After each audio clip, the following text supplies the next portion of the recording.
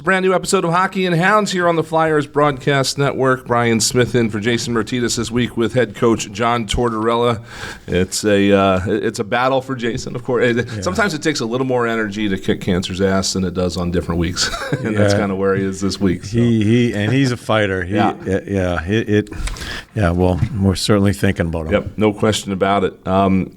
Since I got the mic this week, I wanted to talk to you about a couple of things that have been bouncing around my head this year. Mm-hmm. One of them being your bench during games. I wanted to take you behind the scenes a little bit to whatever extent we can, because we watch you down there. There's you, obviously, Rocky, Daryl, Bradshaw, and you know, it seems like you definitely have a formula there, right? You got one guy, you got Rocky on your right, you got Shawzy on your left, I think, depending on the period. And then occasionally you're walking up and down, you're looking at iPads and stuff like that. What is the minute-by-minute thing during a game, the way you guys kind of work together down there? Yeah, I leave Shawzy alone. Right, he changes like the D. I don't have much interaction with Shawzy. He's kind of locked in with his matches with the D and dealing with them as far as situations. Rocky and I talk quite a bit. He tries to get a flow of the lines from the opposing team. Okay. Especially when we're trying to match. And we've done a lot more matching this year than I've done before. I think Cates's line, especially the past, probably 2.5 months, we've done a lot of matching. Okay. I have a pretty good idea of what the flow of the other team is, but Rocky's really good at it. He'll let me know their third line's coming. And you're guessing sometimes, but he gives me some background there. He gives me, if a goal is scored for or against, whatever may go on during the game.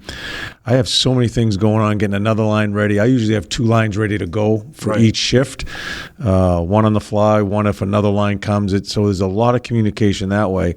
He fills me in on what's going on with our team concept on a certain play, all sorts of things. So it's busy. Yeah. It's busy, but very comfortable, a really good flow to it. And Daryl Williams is a guy I think doesn't get enough credit as far as how bright he is as far as a coach, and he sees the ice really well. So Rocky does a little power play. Daryl just kind of oversees everything, and he brings a lot of information to me about the other team, what they're trying to do against us. So quite a bit of communication. Sometimes I don't want to hear anymore. You just kind of get locked in, and sometimes you just got to play. Yeah. What has the learning curve been like over the years with adding things like coaches' challenges and two-way radios on the bench, and then you've got the iPads and you've got a TV in the floor. I mean, there's been a lot of things that have come in over your career that I'm sure you've had to get used to a little bit. Go to the one that I think's really good but really bad is that iPad. Yeah. I got into a lot of trouble last year when I kind of threw him off the bench, and I think the league has a pretty good situation going on with that company that has the iPads on the bench, and I think it's really good for the coaches to a certain point. Mm-hmm. I think it's good for the players, but I police it, and I do watch it.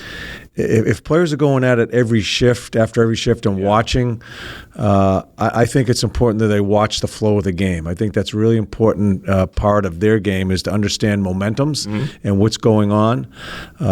Sometimes players use it just to verify, that was a good play. Even though the coach said I shouldn't have made that play, that was a good play. Right. So I kind of police that. And there's certain times in the year I won't let the players look at it. Yeah. And there's certain times I don't want the coaches running up and down the bench with it. I think sometimes we overthink it. I think we got to play. And I think watching the game on the bench is just as important than looking at that iPad from the prior play. There was a time when the video coach pretty much all they did was just handle video coming in, right? But now it seems like they're an active part of everything. I don't know if you've ever had a chance to see what those guys do during a game because you're obviously on the bench. But I've sat out some games and watched them and sat with them. The amount of work that they're crazy, doing, they don't, and these video coaches probably haven't watched a game in years live, right? When we're playing, they're pushing buttons on a forecheck or on a breakout or whatever it may be, where it's really stepped up with them, and I think they should get paid. And I've talked to Dan. I think they should get paid more money. they are in these challenges. It's basically not us on the bench. Right. It's them letting us know should we challenge or not. So they're making a call. So it's turned into a bit of a pressure situation for them throughout the games with all these challenges that come into play. So I don't think they get paid enough, and they are a huge piece to what we're doing during that game. And they're checking every entry, every zone entry, even the ones that are clean. I think my favorite one they caught was a hand pass, I think last year behind the net. Yeah. Or just bumped off a guy's glove. Yeah. And the next thing you know, it's turning a goal around. I wish some fans could really see, as fans watching the game, and then maybe go down and just sit with the video guys. They don't watch it. They're just breaking it. They're breaking it up as we're going through it. All certain buttons, they have them labeled, and it is an unbelievable scene down there as far how busy they are. And then we come in, pissing and moaning about this. I want to see this, that, the other thing, and I want it now, right? I got 15 minutes. I want to see those 3 plays, and so they're banging those up for us. Yeah. So, they don't get enough respect, and they don't get paid enough. Yep. We had a chance this week, the fans did, to see a little bit behind the scenes of what the equipment guys do. We did a on the road with Enterprise for the equipment staff, and it's underrated, I think, how big a part of a culture guys like them are, the trainers, because you don't need wet rags around the room. You talk about getting the room right, and it's mostly the players, but it's also some of these sports staff that are kind of just in there encouraging everybody every day, especially those 3. Yeah. I think the most important people in your organization are your equipment staff, and I think the people that run the rink. We don't operate the proper way if we're not in sync with the people that run the rink, our ice times, when the ice is done, certain situations going on at the rinks and stuff like that. And the equipment guys, they're basically in charge of that, making sure the ice, because we have 2 sheets here now, really 3, making sure the times are right. The equipment guys just mesh everything together, because our players are spoiled rotten. Right. And they one of the points I try to make at the beginning of the year is pick up after yourself. Just simply be respectful and pick up after yourself. These guys have to follow them around and make sure everything's clean, make sure everything's organized, make sure they have the right equipment. Now they're putting blades on in the middle of the game. All the things that come into play where we take all the distractions away from the players. Right. They are the number one guys that do that. So that is the foundation of an organization, are the people that run the rink and the equipment guys to make sure our players are okay and don't have to worry about anything except playing well. Yep. Well, you've talked about this in the past when you first got here. You said through this rebuild there's going to be some pain, and now we're here. You get the win, obviously, against Tampa, but a bumpy homestand up to that. But again, it's just part of this process that the team's going through, right? And it doesn't make it any easier when you get to the pain to go through it. No. But it's I think it's a matter of big picture, right? Because there's some teams going through pain right now in this league, and their fans have no idea what the plan is. Yeah. But here, it's obviously Danny subtracted a little bit from the present to be stronger for the future. Yeah. And now it's just getting to that future. Yeah, this is the most necessary part of this process. When it's the most necessary, it's the most painful. I'll be honest with you, Smitty. Subtracting is the most important thing, and we have. And when you say subtracting, it's almost running the players down. It's just the best way to put it. Sure, we felt we needed to move on. Hazy, Tony, Provy. Now it's Frosty, Beezer, and a few other guys along the way. It's part of the process. I think we're close to understanding. There's not a lot of that's going to be going on anymore here. Right. There'll be some, but I think we're beginning to shift gears. But this is the middle piece of it, right? And I looked at it after the deadline, and Danny had a great deadline. Seller's market during the deadline, perfect for us. But then when you put your team together on paper, that's when you know there was going to be pain. And there's more coming. We win a game. I think we've played really well the last 3. Haven't won the 2 of them, but came back and beat Tampa last night. We got a hell of a schedule coming up with some really good teams that are, some of the top teams in the league. There's more pain coming. I didn't realize you talk about it and you can say all the right things, right? And we have, and we're always going to be transparent. But now we're here, and I did it. It's hard, and I look at it now, and you're in it, and it's not just talking about it. You're right in the middle of it, and it's gonna be difficult, but it's necessary. And for us not to spin our wheels and talk out of both sides of our mouth, spin our wheels and be in the same spot, we have to eat this, and we're going to eat it. We're going to eat it here, and hopefully this gets us closer and quicker to the next part of this process. And really 6 weeks from now, you'll be looking back on this year and looking at the guys that took a step, right? Yes. As you get ready for next year. Bobby Brink, Jamie Drysdale, Noah Cates maybe a step for a second year in a row. Yes. That's where you're looking at, okay, now it's time, like you said, the exciting part might be coming because you can start with the cap going up and then now some money freed up maybe a little earlier than everybody thought. You can start adding those little pieces that help those guys. Yeah, and a guy I truly respect in Joel Farabee, it's a big contract that was moved. We have to talk about that. It's a business part of it, but it frees up money. That gives us a quicker step to what we're going to have to sign some free agents eventually. I'm not sure when. That's Danny's call. But dead money's going to be gone here, and I think we have another year with some dead money as far as some of the contracts. That's going to free up after next year. The cap is going up. We're going to have some cap space. I want to be part of that. You know, you never know because coaching staff, I get it. You know, sure. you go through this. This is our third year. I'm not sure what's going to happen. I want to be part of the other side when we start getting better and adding some free agents. But I think it's been so transparent. And from Dan Hilferty down to the coaching staff and everybody transparent with the players, we've been locked in on this, how we're going to do it. And so I respect that.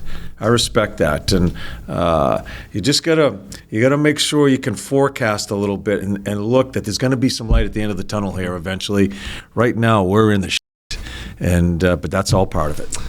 I think the average fan probably looks at a game like the Tampa game and sees a great game by Bobby Brink. You look at the game before and they see a great game by Jamie Drysdale. But you guys have a bigger picture, right? When you're looking at these guys, how they're coming along, those are the blips on the radar everybody sees. But you're seeing development, I think, from a larger scale with guys like that. Yeah, and I think when you're developing a hockey club, you're looking for consistency. I think when a guy plays a good game and maybe 2 or 3 good games, struggles, another good game, you got to be really careful how you evaluate. You look in the whole big picture, and what I like to call it is that's who he is. And that takes time to figure out that's who he is. And that's what we're trying to do here. I think guys that have been moved on, I think have been given ample opportunity to show who they are. We have to make a decision, is that going to be part of this next team of Philadelphia when we're hopefully in the playoffs and competing all the time? Those are the decisions we're trying to make here. Can't do it in a vacuum on 1, 2, 5 games. It's a constant evaluation for quite a while before you move. Frosty and Beezer, great guys. We knew they were going to be missed in the room. They were here for quite a while.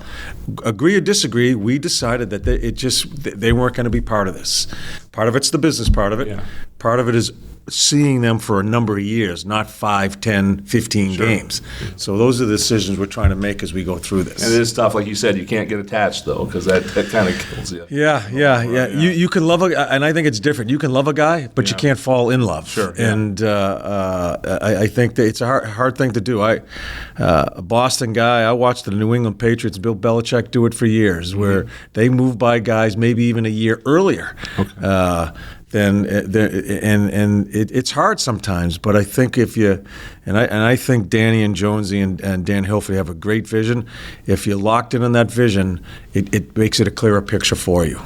Let's move on to our dog for this week. We've got Philly Paws back with us, and our friend Frog is here once again. We want to we want to give him a little bit more love here because Frog is still available. He has been with Paws for about a year now. His owner passed away, but he has been a fantastic foster. He's been in a foster for this whole time. Still looking, though, for that forever home. And we got some video here again we'll show you. As this is a guy that is about 10 years old, but he doesn't act like it. He's certainly got some energy, and he likes to play with his toys, and certainly loves to cuddle up to whoever he's around. In the foster home, he's with a dog and a cat, true? I don't know if he's with one now. He was in the past with his former owner who passed away, so he has had history with dogs and cats. It's been fine. So he's social. It's not a worry if a family has other pets, it seems like, and in a foster certainly help him as far as his behavior because he's not locked up in a shelter. And I whenever we talk about this, and we've had a few of the senior dogs, being involved in that animal welfare community, there's always a group of people that look for these type of dogs. I hope that's who we can touch here, because it's a senior dog living the back nine of his life, his or her life, and there's a group of people that look for these type of dogs. Hopefully this touches on some people, and nice to hear that is it a he or she?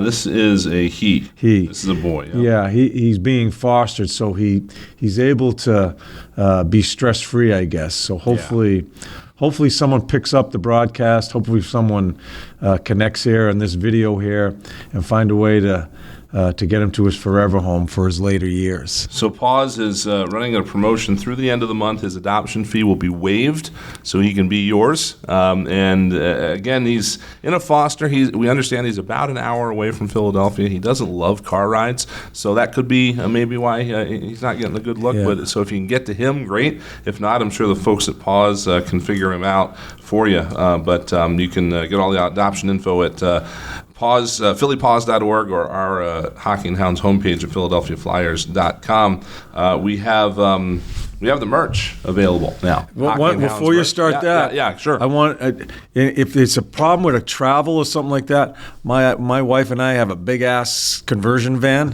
that we use with all our animals, and we use for this type of stuff as far as getting dogs. We've done it before to get dogs to certain areas. That's a distance. If people can't do that, we are readily available for that. Gotcha. And, it's amazing sometimes that's a snag that keeps a dog in a shelter. It keeps a dog in a foster home just to travel like that. So I just want to throw that out there. My wife and I, any way we can facilitate this, that way we will do. Well, if that makes your life easier, if you're thinking about Frog, get a hold of the folks at Philly Paws. We're going to get a hold of them as well, and we'll let them, Allison and those folks, connect us all. So that would be fantastic. Just want to get this guy into a home here for like you said, the kind of the back nine of his years. The Hockey and Hounds merchandise is available now through shopwfcphilly.com.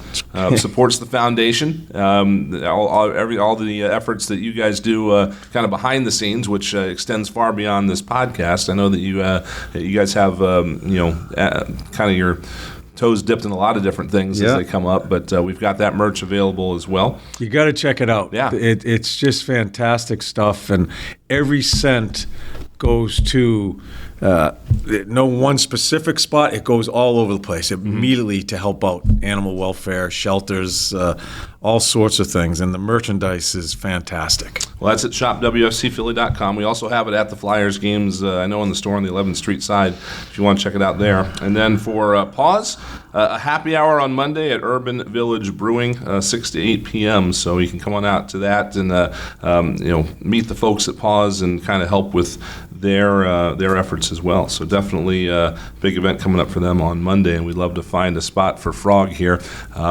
You kind of said it before, if you're home too long, you can't wait to get on the road. So maybe a good little trip coming up here for the group. Yeah, the whole situation, the timing of a two-week homestand, deadline, playing poorly, losing people. I was so happy last night just for the guys, just to take a deep breath, to have a result. I actually think the fans have been really patient with us. It's a tough time. I think the fans have been pretty good. They voiced their displeasure, which they're allowed to do. But I think it's in the in the heart of they want to get there. They want to be part of something special. Everybody does. Yeah. So we certainly get it. But sometimes it's good to get out of here. And this is kind of timing of having a losing streak at home every night. It's been hard, but it's been a process that we're all learning from. Awesome. Well, Torts, thanks for doing this, and have Jason back next week. Hopefully, we'll probably be doing it from the road. Yep. But, we'll get him back here get him soon. Best to Jason, and I hope there's a family out there that's looking for a senior dog to bring some love to them.